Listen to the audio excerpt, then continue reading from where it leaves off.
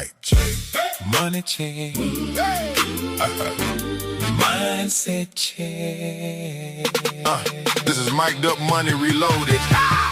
Where entrepreneurs talk money, Strategy, systems, and execution. No fake hustle, no empty flexing, just real business talk that gets you right. Mic'd Up Money Reloaded, talk that strategy, show it. Systems moving, profit growing. Real entrepreneurs already know it. No fake value, better own it. Price meets pain when the bridge is built. Execution turns the vision golden. If the plan is weak, the pressure gets felt. Mic check. Money check. Mindset check. This ain't just motivation. This is business correction. This ain't just conversation. This is money direction. You want profit, build the model. You want growth, fix the flow. You want increase, check the numbers. What you don't know can stop the show. Mic'd Up Money Reloaded, talk that strategy, show it. Systems moving, profit growing. Real entrepreneurs already know it. No fake hustle, no empty flexing, no more guessing, no more Stressing, money, strategy, systems, execution. reload the vision, rebuild the plan. Price the value, know where you stand. Mic'd Up Money Reloaded. bumping 96.3 FM. iHeartRadio, YouTube. Where entrepreneurs talk money, Strategy, systems. and execution. Stop just listening. Start applying. Mic'd Up Money, Reloaded. let's get it.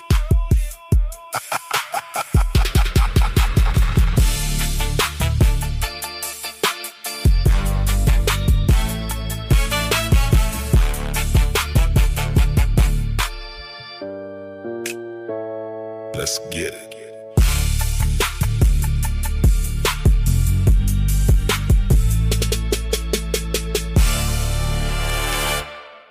Disclaimer. Mic'd Up Money Reloaded provides general business education, commentary, research discussion, and strategy. Nothing presented during this program is individualized legal, accounting, tax, investment, financial, psychological, or other professional advice. Consult appropriate qualified professionals before making significant business, financial, tax, legal, lending, or investment decisions. The entrepreneurial spectrum discussed in this episode originated in Efrem Keith Simmons' 2017 University of Memphis graduate research, Self-Efficacy in Entrepreneurship, the need for structured, practical learning to be successful. That original work proposed an entrepreneurial spectrum to distinguish different people who were broadly grouped under the label entrepreneur and to consider whether different entrepreneurial subclasses could require different learning interventions. This remains an ongoing conceptual and applied research framework. Entrepreneurial classification itself is not a previously unresearched field. Several individual concepts discussed here, including lifestyle entrepreneurship, serial entrepreneurship, entrepreneurial self-efficacy, motivation, and cognitive bias, have established research histories. The specific Simmons 7-category integration, the definitions used inside this framework, the proposed development pathways, and particularly the proposed links between entrepreneurial type and vulnerability to persuasion or exploitation remain preliminary and require additional empirical testing. The original research itself stated that the entrepreneurial spectrum and related entrepreneurial reality model required additional validation. Therefore, the classifications, advantages, disadvantages, scam, vulnerability patterns, and corrective strategies in this episode are educational hypotheses and preliminary observations, not scientifically established predictions about individuals. The classifications are not psychological diagnoses and do not determine intelligence, honesty, competence, probability of failure, or likelihood of being defrauded. References to scammers, questionable sellers, or predatory practices do not mean that every seller using a particular phrase, pricing ladder, financing option, testimonial, mentorship model, seminar, or tiered training program is dishonest. Evaluate the total facts, disclosures, evidence, economics, and conduct. Use this framework and any related tools at your own risk. No entrepreneurial, business, investment, or financial outcome is guaranteed. The door starts with who you really are. Let me start with a question that sounds simple, but maybe one of the hardest entrepreneurial questions you will ever answer. What kind of entrepreneur are you right now? Not the entrepreneur you want to become, not the entrepreneur you put in your biography, not the entrepreneur your business card claims you are, not the entrepreneur your social media audience thinks you are. I mean, the entrepreneur your present behavior proves you are. Because I believe the door to your next level starts there. Your path does not start with somebody else's millionaire blueprint. It does not start with a free seminar, a mastermind, a hot industry, a franchise brochure, or somebody on a stage telling you to believe bigger. It starts with an honest diagnosis of the entrepreneur currently making your decisions. If you misdiagnose the entrepreneur, you can prescribe the wrong opportunity. You can give an aspirational entrepreneur more information when what they need is action. You can give an opportunistic entrepreneur more opportunity when what they need is discipline. You can give a social status entrepreneur more visibility when what they need is profitability. You can give a lifestyle entrepreneur more revenue when what they need is financial boundaries. You can give a legacy entrepreneur more authority when what they need is competency. You can give an experienced serial entrepreneur another deal when what they need is somebody willing to challenge them.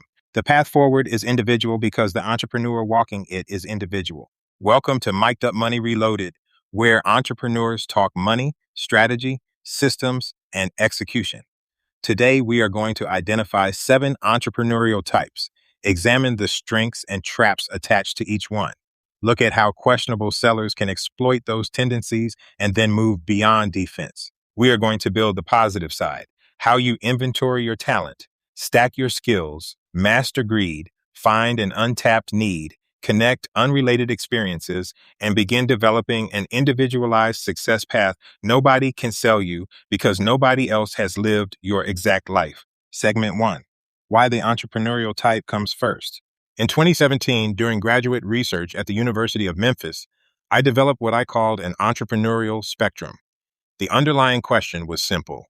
Why are we treating dramatically different people as one homogeneous group simply because they participate in business? My original 7 classifications were aspirational entrepreneur, opportunistic entrepreneur, social status entrepreneur, lifestyle entrepreneur, legacy entrepreneur, entrepreneur, and serial entrepreneur. I am not presenting these as permanent personality types. In fact, one of the most important reloaded additions is classification drift. Your dominant entrepreneurial behavior can change with circumstances. A disciplined asset-building entrepreneur can become opportunistic when the right shiny object appears. A lifestyle entrepreneur can become social status-driven after success. A legacy entrepreneur can grow into a strong asset builder. A serial entrepreneur can become dangerously overconfident. So the goal is not to tattoo a label on your forehead. The goal is to use the classification as a mirror. The label is not the value. The diagnosis is the value. Once you know where you are, you can ask what you need to learn, what you need to stop doing, what risk you are most likely to underestimate, and what kind of opportunity actually fits you. Segment 2, Type 1, Aspirational Entrepreneur. The posture is simple. I want to be in business, and the aspirational entrepreneur gathers information about entrepreneurship, may spend long periods preparing, and can hesitate to move into real market testing. The strength: curiosity, research orientation, lower sunk costs before launch, and the chance to make mistakes on paper before making them with real money. The trap: preparation can become procrastination. They can confuse learning about entrepreneurship with actually practicing entrepreneurship. How the language can find the weak spot: certainty, proven system. We do it all for you. Stop overthinking. You need a mentor who has done it before, or give yourself this opportunity. What this entrepreneur needs next: move from information consumption to validated action. Define one customer, one problem, one offer, one price, and ask real prospects to buy. Set a decision date and allow no to be a successful answer when the concept does not validate. Dreaming makes you aspirational. Testing makes you entrepreneurial. Segment 3, Type 2, Opportunistic Entrepreneur. The posture is simple. I heard there is money in this, and the opportunistic entrepreneur is strongly attracted to a business because the opportunity appears to promise substantial or rapid cash flow, sometimes before the owner understands the underlying industry. The strength: speed, courage, market sensitivity, willingness to move before consensus, and tolerance for calculated risk. The trap: opportunity recognition can outrun competency. Revenue gets attention while working capital, regulation, taxes, margins, customer acquisition costs, and failure conditions are ignored. How the language can find the weak spot: urgency and upside. Don't be left behind. Only a few spots remain. Everybody is making money. This market is exploding, and no action equals the status quo. What this entrepreneur needs next: create a due diligence gate and a stop loss before investing. Understand the industry economics, verify claims independently, and decide what conditions will cause you to exit before ego and sunk costs get involved. Opportunity does not eliminate the requirement for competency. Segment 4, Type 3, Social Status Entrepreneur. The posture is simple. I need people to know I am successful, and the social status entrepreneur receives psychological or social value from the identity, recognition, prestige, or importance associated with business ownership.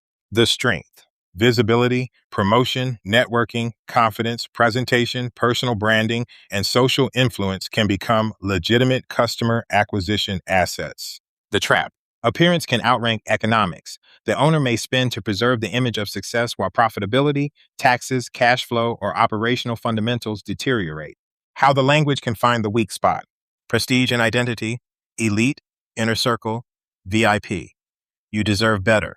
People at your level, generational wealth, or recognition that makes the purchase feel like proof of status. What this entrepreneur needs next: change the scoreboard, track margin, cash flow, debt, customer retention, tax compliance, and enterprise value.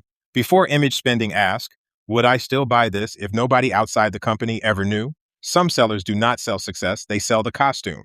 Segment 5, Type 4, Lifestyle Entrepreneur. The posture is simple. I want the business to support my life, and the lifestyle entrepreneur primarily wants the enterprise to provide income, independence, flexibility, or quality of life, and may not want aggressive expansion. The strength: clarity about enough, freedom, control, family time, and the possibility of operating a small but highly profitable company. The trap: the lifestyle can grow faster than the company. Personal fixed costs rise during good years and remain when the business cycles down, creating pressure on taxes, cash, debt, and owner withdrawals. How the language can find the weak spot: relief and convenience. Be your own boss. Work less, passive income, but done for you. We handle everything, and you deserve your freedom. What this entrepreneur needs next: separate sustainable profit from temporary cash. Establish owner compensation rules, tax reserves, operating reserves, and oversight. Outsource work, but never outsource accountability. Your business can fund your lifestyle. Your lifestyle cannot be allowed to consume your business. Segment 6, Type 5, Legacy Entrepreneur. The posture is simple. This business was here before me, and the legacy entrepreneur operates an inherited or family-owned enterprise and may receive customers, reputation, systems, relationships, and institutional knowledge accumulated by others. The strength: a running start, brand history, customer relationships, experienced employees, vendor relationships, assets, and institutional knowledge. The trap: inheritance is not competency. The successor may be dependent on long-term insiders, tradition, undocumented systems, or family expectations. How the language can find the weak spot: trust and family responsibility. This is how your father did it. Protect what your family built. Your family deserves this. Or, this is how successful families preserve wealth. What this entrepreneur needs next: conduct an independent transition audit. Map banking, vendor setup, payroll, receivables, pricing, passwords, related party transactions, and institutional knowledge. Earn competency rather than demanding it through title. You inherited yesterday's business. Your responsibility is making sure it survives tomorrow. Segment 7, Type 6, Entrepreneur Asset Builder. The posture is simple. I am building something with value without me. And within the Simmons framework, entrepreneur is used more narrowly for an owner intentionally developing an enterprise as an investment that can ultimately create transferable economic value. The strength: systems thinking, transferability, recurring revenue, management depth, documentation, intellectual property, and focus on enterprise value beyond current income. The trap: growth fever. More revenue, employees, locations, acquisitions, debt, or complexity can be mistaken for greater value. How the language can find the weak spot: Sophisticated growth, acquisition opportunities, capital raises, strategic partnerships, next-level systems, licensing, valuation promises, and complex deals, whose language may make weak economics sound intelligent. What this entrepreneur needs next. Build backward from transferability and perform financial, legal, tax, operational, customer, and IP due diligence. Ask whether the business can retain value without the owner. Revenue can pay you today. Enterprise value can pay you again tomorrow. Segment 8, Type 7, Serial Entrepreneur. The posture is simple. I have done this before, and the serial entrepreneur repeatedly starts, acquires, or develops businesses and brings accumulated pattern recognition from prior wins and failures. The strength: experience, networks, pattern recognition, speed, capital familiarity, and the ability to see weaknesses beginners may miss. The trap: experience can harden into overconfidence. Previous success can cause the owner to assume competence transfers automatically across industries or economic conditions. How the language can find the weak spot. Sophistication flattery. You already understand this. This is only for serious operators. I do not need to explain this to someone at your level, or access framed as proof of expertise. What this entrepreneur needs next. Conduct a post-mortem after every venture. Separate skill from luck. Appoint a red team challenger for major decisions and remain teachable.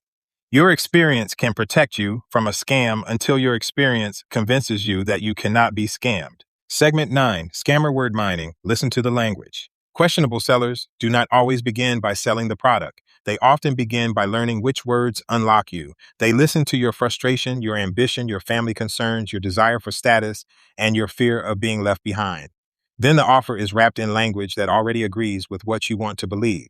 Again, these phrases are not proof of fraud. Legitimate educators and advisors use motivational language too.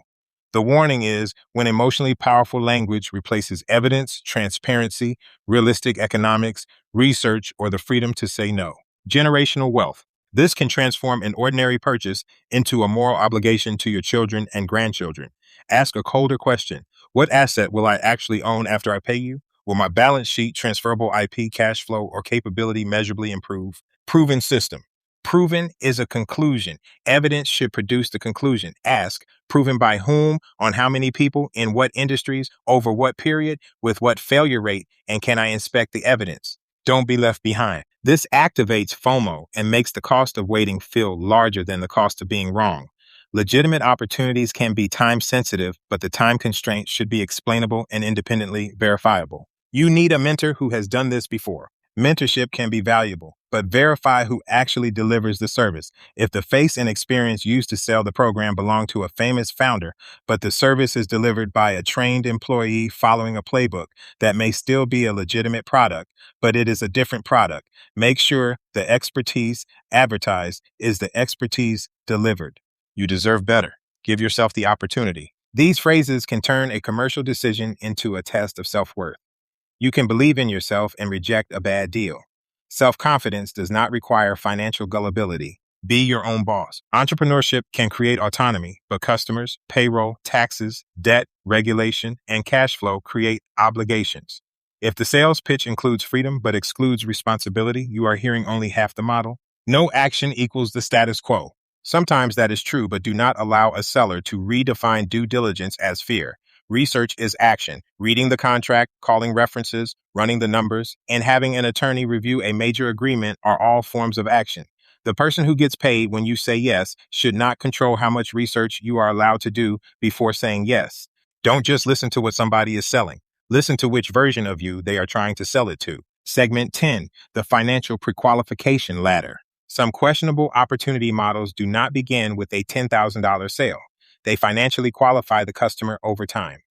Free, $199, $399, $999, $10,000 plus. Financing, add-ons, asset checks. The free seminar lowers resistance and reveals pain, ambition, and buying triggers. The $199 product proves you will pay. $399, $999 tests whether you will increase commitment. By the time the $10,000 plus masterclass appears, you have invested money, time, identity, relationships, and hope. Then comes a critical sentence. We can help you finance it. Now the seller receives cash today while you carry repayment risk tomorrow. If the program creates no measurable result, the lender still wants the payment. At the next stage, the conversation can become a capacity to pay assessment, available credit, credit score, home equity, savings, retirement funds, business cash, spouse income, borrowing capacity. There are legitimate contexts where financial information is necessary, but ask why this seller needs it. A needs assessment asks what the entrepreneur needs. A predatory capacity assessment asks how much more the entrepreneur can pay. Asset mining. I use the term asset mining here as a proposed description of a predatory sales pattern, not an established academic term. It is the point where the relationship appears increasingly focused on locating additional financial resources that can fund additional products, implementation, software, leads, personal coaching, mastermind access, tax strategy, marketing, financing, or another level. Your financial capacity is not the same thing as your business need. Just because somebody discovers that you can borrow another $10,000 does not mean they discovered a $10,000 problem. Segment 11. Motivation is for suckers when motivation replaces reality. Motivation without math, evidence, competency, research, and execution can become a pipe dream. I am not against encouragement, ambition, or believing that your life can improve. I am against using motivation as a substitute for reality. The dangerous transaction is when they take what you actually have, cash, savings, credit, retirement money, home equity, business capital, time, and exchange it for what they promise you might have later. They receive something tangible today. You receive an expectation about tomorrow. Success stories are not the real reality. The testimonial can be true and still give you an incomplete picture. If 20 people became extraordinarily successful out of 20,000 purchasers, showing you the 20 proves possibility. It does not establish probability, which is why I want the denominator. Success stories are not success rates. Ask how many bought, how many completed, how many achieved the advertised result, how much additional capital successful participants used, what they already had before the program, how long results took, and whether the number being advertised is revenue, gross profit, net profit, valuation, or projected sales. The FTC has specifically warned that unusually successful earnings by a handful of people do not, by themselves, substantiate a claim that others are likely to make the same income. That is exactly why your due diligence cannot stop with the winner on the stage. Segment 12. Read the warning before you buy the dream. Sometimes the loudest marketing says financial freedom, while the most important sentence is sitting in the disclosure. Read the fine print, including earnings limitations, refund terms, financing terms, recurring fees, who actually delivers the service, whether testimonials are typical, and whether additional advertising, inventory, employees, or capital are required. And search governmental records. The Federal Trade Commission maintains guidance and enforcement information concerning earnings claims and business opportunities. Depending on the opportunity, state attorneys general, securities regulators, licensing bodies, and court records may also contain relevant information. For covered business opportunities, FTC guidance says prospective buyers must receive specified disclosure information, and where an earnings claim is made, additional earnings claim information applies. The rule also provides time for prospective buyers to review covered disclosures before paying or signing. The practical lesson is simple. If a disclosure exists, do not let the seller summarize it for you. Read it yourself. The information you least want to read after falling in love with the opportunity may be the information you most need. Segment 13. Sometimes the right entrepreneurial answer is no. No is not automatically fear. It can be analysis, capital preservation, or strategic focus, and it can be the decision that protects tax money, payroll, retirement assets, operating reserves, home equity, or your existing profitable company. And do not let somebody tell you that saying no means you do not believe in yourself. A strong entrepreneur should be capable of saying no to financing this, no to buying the next level, no to entering an industry they do not understand, and no to paying $10,000 to solve a $1,000 problem. But do not leave this episode believing every opportunity is a scam. Real opportunities exist. Legitimate educators, advisors, franchises, acquisitions, investments, and business models exist. The difference is that a real opportunity should generally become more understandable under research, not less. Segment 14. The $1 million path starts with the entrepreneur you are. Now we move from defense to creation. This is where the episode turns. The first door is still your present entrepreneurial type. Why? Because the type tells you what you need to correct before you can responsibly build the next path. An aspirational entrepreneur may need to stop buying information and begin testing. An opportunistic entrepreneur may need to control greed. A lifestyle entrepreneur may need more financial capacity before adding risk. A legacy entrepreneur may already own tremendous opportunity but lack the knowledge to see it. Your current entrepreneurial type is the starting coordinate, not the destination. If this section is helping you identify where you are on the entrepreneurial spectrum, the next step is not simply naming your type. It is diagnosing what capability needs to be developed next. The Entrepreneurial Performance Development Toolkit takes this episode into execution by helping you identify the performance gap, compare confidence with demonstrated capability, determine whether the problem is actually a learning issue, and match the competency to the right same topic/different cohort learning level. The complete 20-tool execution toolkit is available at mic'dupmoneyreloaded.com. Segment 15, Inventory your talent before you buy somebody else's opportunity. Before you go looking for the next hot business, conduct a talent and skill inventory focused on economic capabilities, not motivational labels. What have employers paid you to do? What have customers paid you to solve? What do people repeatedly ask you for help with? What responsibilities do others trust you with? What can you explain to a beginner? What do you understand that outsiders routinely get wrong? What systems have you learned because you spent years inside an industry? Inventory formal knowledge, practical experience, problem-solving ability, relationship capital, institutional knowledge, and teachable knowledge. Skill stacking. The value may not be one skill, it may be the combination. Think accounting plus technology, construction plus estimating plus project management, healthcare plus training plus compliance, sales plus operations, government plus compliance plus consulting, or training plus financial analysis. The combination can become more valuable because fewer people possess all of it at once. The opportunity may not be inside one box. It may exist between the boxes. Segment 16, look for the untapped need.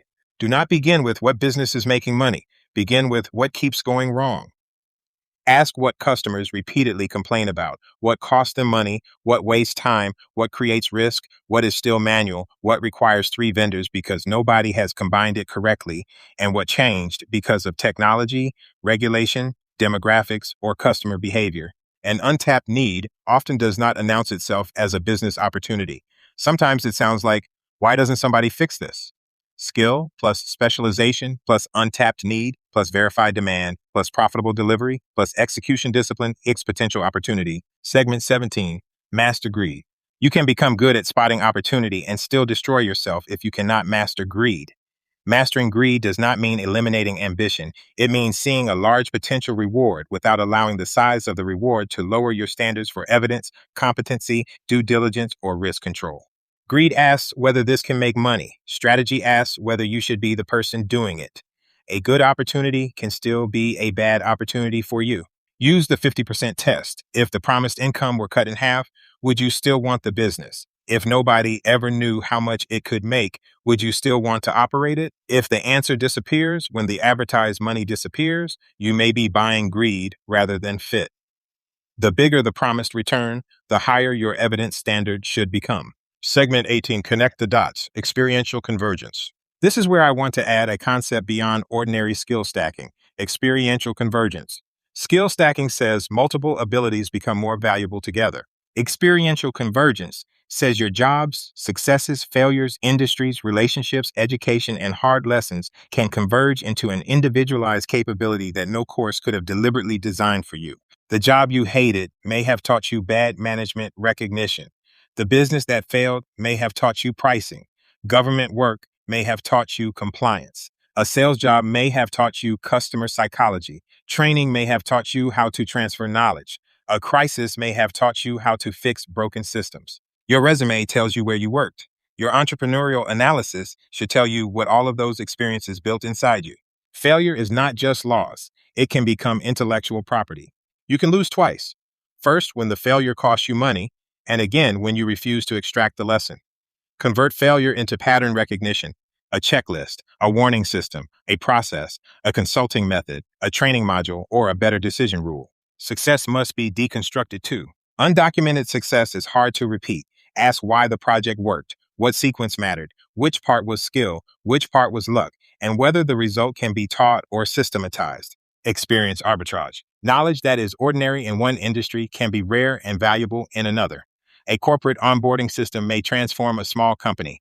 Government compliance knowledge may be valuable to contractors. Internal controls familiar to accountants may be revolutionary to a business owner who has never used them. Opportunity can come from transferring a useful practice from where it is common to where it is scarce. Segment 19, a J. Abraham example, cross-industry pattern transfer. One useful example of the broader principle is business strategist J. Abraham. His own biography emphasizes decades of strategic work across a very large number of companies and industries. I use him here for one reason, cross-industry pattern transfer. The value is not simply knowing marketing. The value is being able to look at something considered ordinary in one industry and ask why another industry is not doing it. That is the kind of connection an individualized success path can exploit. I am intentionally not repeating unverified internet stories about how many jobs he was fired from. The lesson does not need mythology. The documented cross-industry body of work is enough to illustrate the principle. The million-dollar road may be the road you have already traveled. You just have not connected the dots yet. Segment 20, your individualized success path. Stop asking only, what should I start? Ask, what have I become capable of building because of everything I have already been through? Your individualized path should connect 5 things. First, who you are presently as an entrepreneur, including your dominant tendencies and blind spots. Second, what you already know, skills, experience, relationships, institutional knowledge, failures, and repeatable wins. Third, what you can stack or specialize, the missing capability that makes your combination rarer and more valuable. Fourth, what unmet need you can verify, a real customer problem with willingness to pay. Fifth, what you can test cheaply before you scale, so evidence grows before financial exposure grows. This is the opposite of buying a motivational roadmap built around somebody else's success story. The 2 opportunity equations. Purchased dream. Motivation plus FOMO plus success stories plus financing plus hope equals somebody else's opportunity. Individualized path.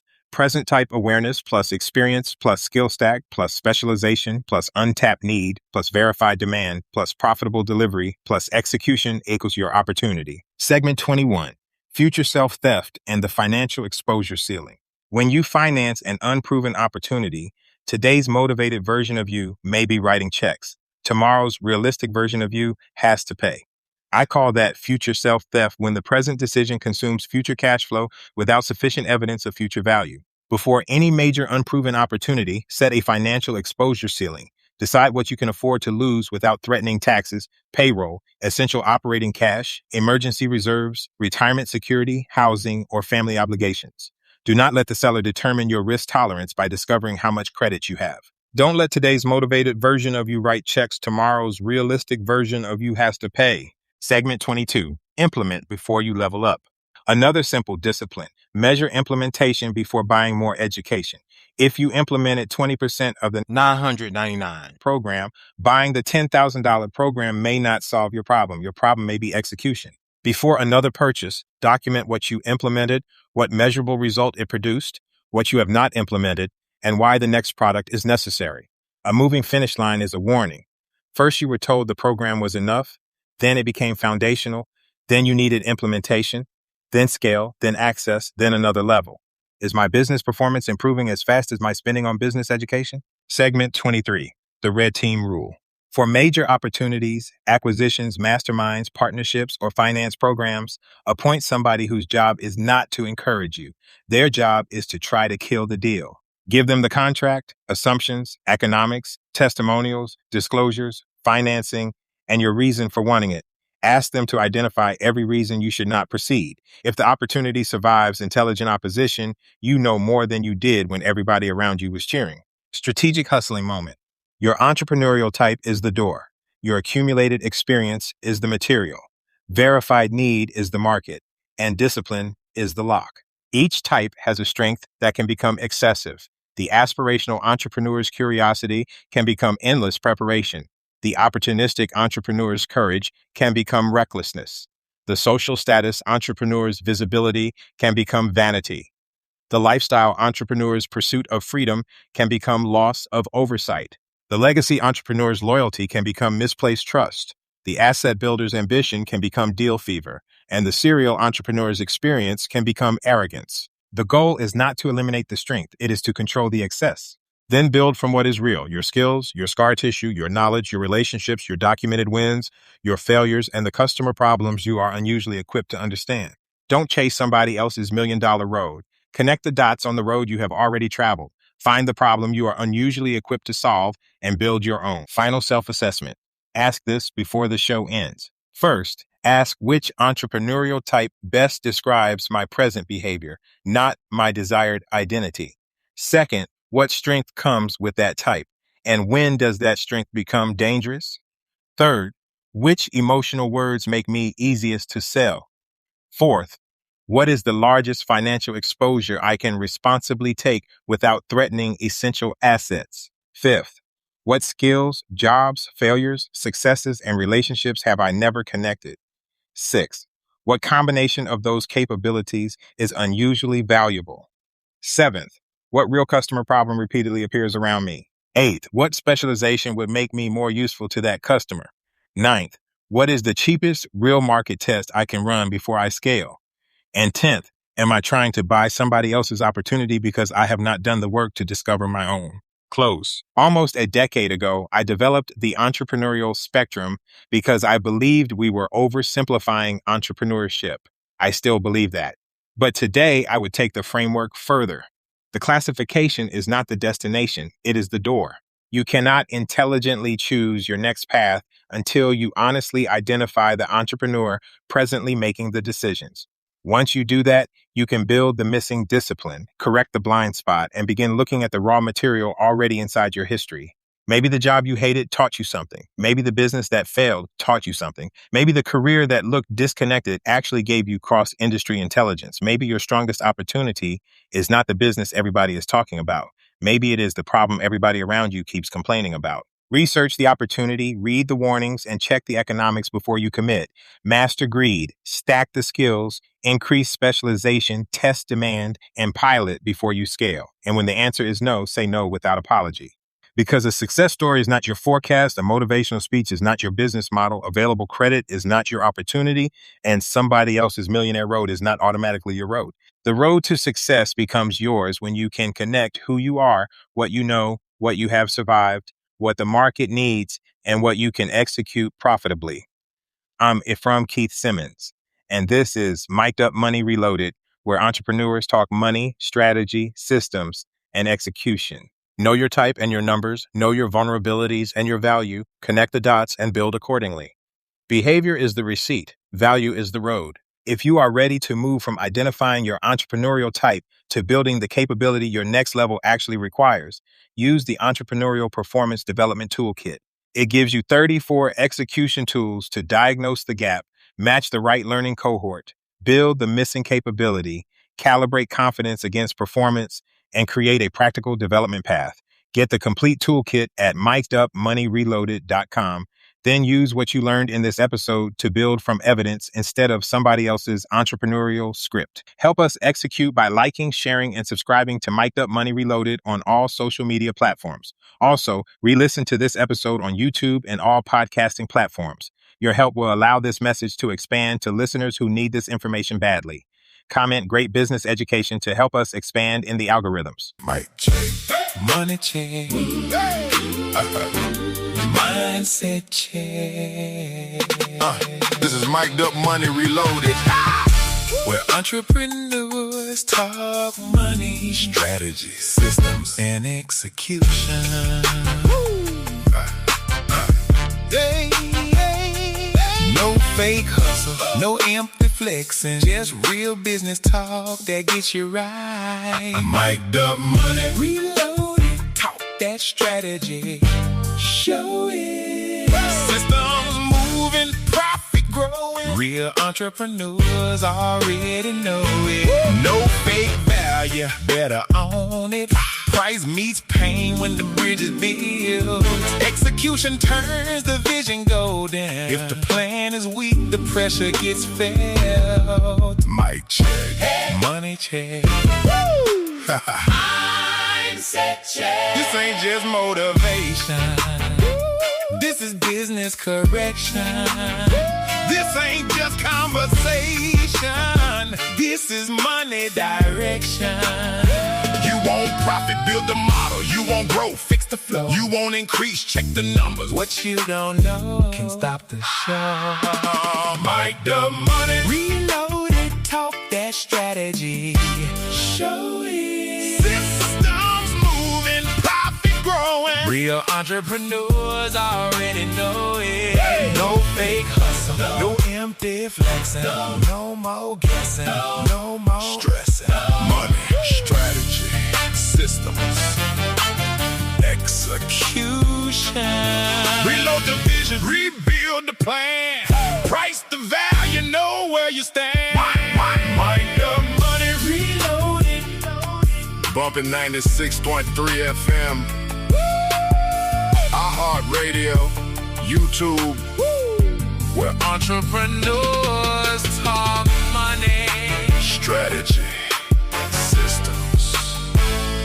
and execution. Stop just listening. Start applying.